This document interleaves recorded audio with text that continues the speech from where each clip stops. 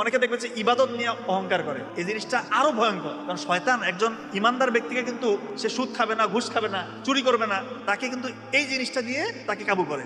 যখন একজন ইমানদার ব্যক্তি মনে করে যে আমি অমুক মুসলিম ভাইয়ের থেকে বেশি ইমানদার, শেষ, শয়তান 16 কলা পূর্ণ করে ফেলছে, ওর কাম শেষ।